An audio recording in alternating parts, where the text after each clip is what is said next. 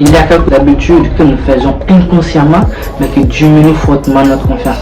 Dans cette vidéo, je te partagerai 7 habitudes banales que nous faisons au cours de notre journée qui influencent fortement notre confiance. Salut à toi et bienvenue sur cette chaîne. Moi c'est Benjamin Mami.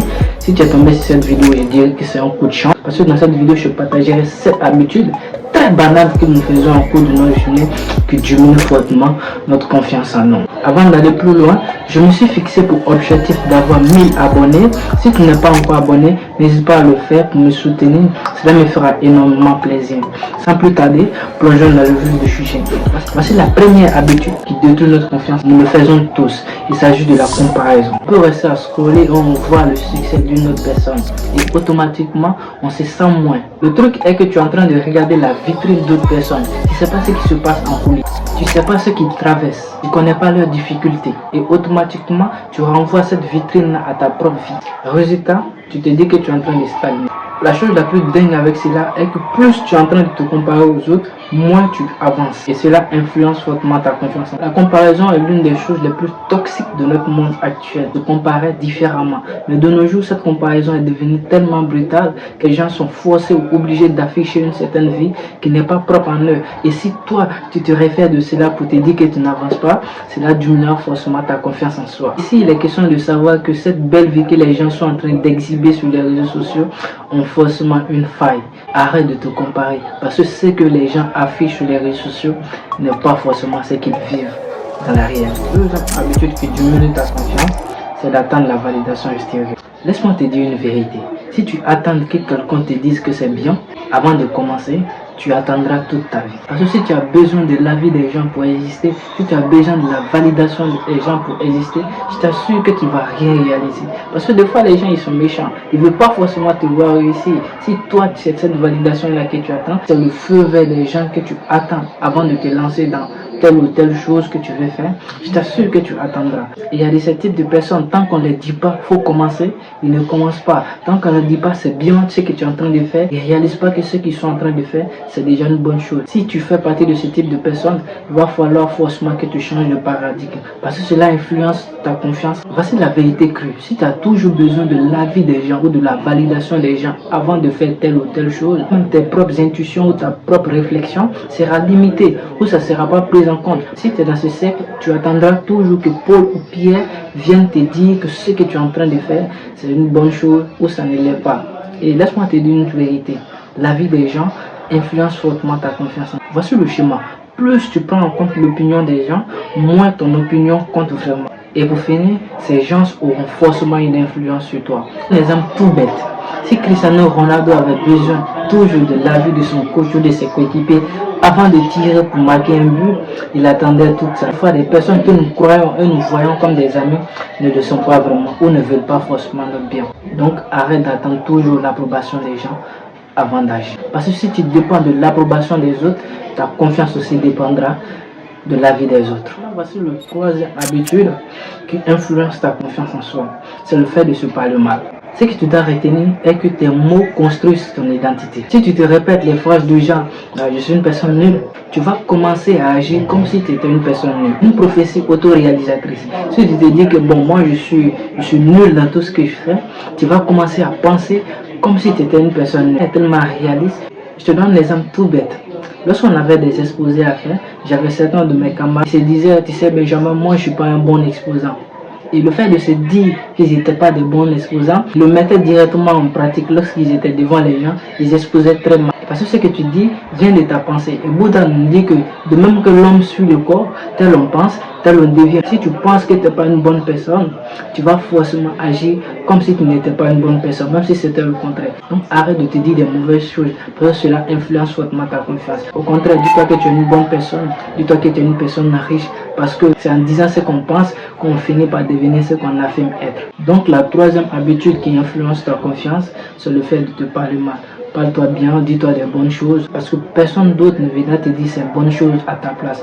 Personne d'autre ne va t'accorder plus d'amour que toi-même tu le fais. Alors dis-toi de bonnes choses, aime-toi en premier et tu verras que ta confiance elle va s'augmenter. Quatrième habitude qui diminue ta confiance, c'est d'éviter les défis. Il faut reconnaître que la confiance se construit par petite exposition à l'inconfort. Je vais te donner un simple exemple, c'est ce que tu comprendras.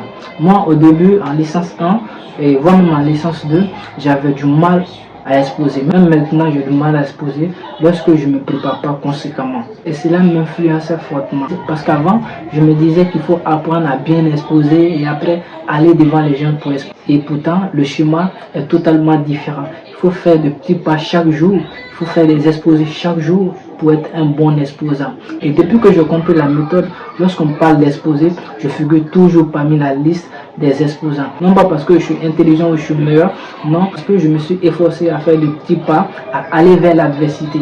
Et cette adversité m'a permis de savoir exposer. Parce que tu ne peux pas rester dans ton coin et être le meilleur. Chaque petite action augmente ta confiance. On a toujours un ami comme ça dans notre entourage qui s'en bat le couilles des formalités.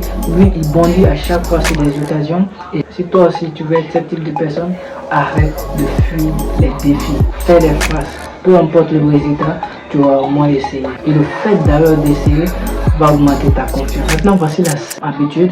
C'est le perfectionnisme. Si tu es ce type de personne-là qui attend que toutes les pièces du puzzle soient en place avant de commencer, je t'assure que tu ne vas jamais commencer. Parce que toutes les pièces ne seront jamais ensemble. Lui te dira que tant que ce n'est pas encore fait, moi je ne vais pas commencer. À ce moment, il y a des personnes qui n'ont même pas le cas de ce qu'il a, mais qui sont en train de s'efforcer. Et le fait de s'efforcer, cela augmente forcément ta confiance. La question que je te pose, c'est de faire chaque fois et de s'améliorer constamment ou d'attendre que tout soit prêt avant de commencer, avant d'avoir confiance en soi. Donc voici la 6e habitude. Mener ta confiance, c'est le fait de voir l'échec comme un verdict. Nous échouons tous à quelque chose.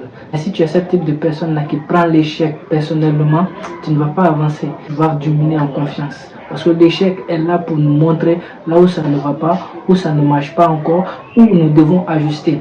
Je te donne un exemple tout simple. Lorsque je passais le BEPC, j'avais échoué une fois. À cause de mon échec était lié au fait que je n'étais pas trop bien en mathématiques. Et cela, je ne l'ai pas pris comme un affront personnel. Je ne l'ai pas pris comme un verdict. D'ailleurs, je suis d'exploiter.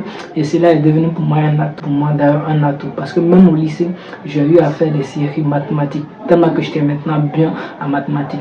Par contre, si j'avais pris cet échec comme un verdict, je n'aurais pas amélioré mes lacunes en mathématiques. Cet échec m'a permis de connaître ce qui n'allait pas et j'ai dû l'inventer à ma manière pour en faire de cela ma force. Parce que même au lycée, même au collège, j'étais très bien en mathématiques maintenant. D'ailleurs, lorsque je voulais passer le bac, je l'ai passé en série mathématiques. Le fait de voir l'échec comme une finalité diminue fortement ta confiance. Prenons le cas de Thomas Edison qui a échoué plus de 1000 fois mais qui ne s'est pas arrêté là. Et n'oublie pas ceci, les grands de ce monde sont des personnes qui ont toujours échoué à quelque chose mais qui ne se sont pas arrêtés là. Parce que l'échec, ce n'est pas une fatalité. L'échec montre où ça ne va pas.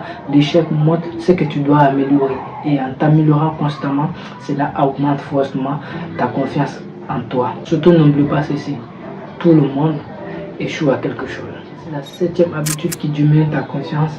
On va faire un petit test entre cette posture et cette autre posture, laquelle est idéale. C'est sûrement celle qui est là.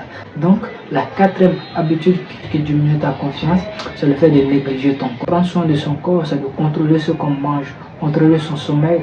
Parce que quand tu manges mal et quand tu dors mal, cela aura une répercussion fortement sur ton physique. Et ton physique crée une certaine forme de confiance. Si tu te présentes comme cette personne-là, les gens ne vont pas t'accorder de la valeur. J'ai fait une vidéo sur la valeur, tu peux regarder dans ma playlist, et c'est tout là-dedans.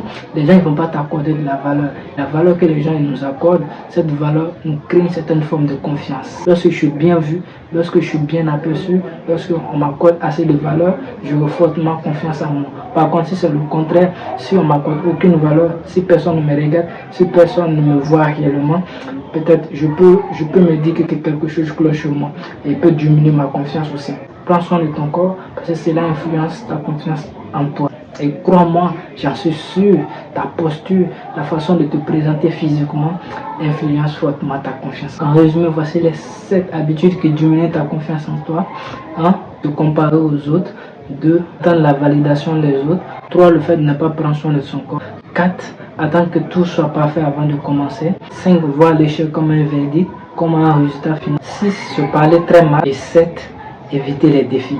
Nous tendons maintenant vers la fin de cette vidéo. Si cette vidéo t'a aidé à quelque chose, tu peux t'abonner et activer la cloche de notification. Ça me fera énormément plaisir. Et aussi, dis-moi encore quelles des habitudes tu appliquais. Je suis très curieux de te dire là-dessus. On se dit à la prochaine dans une nouvelle vidéo. N'oubliez pas que là où se cache une volonté, il y aura toujours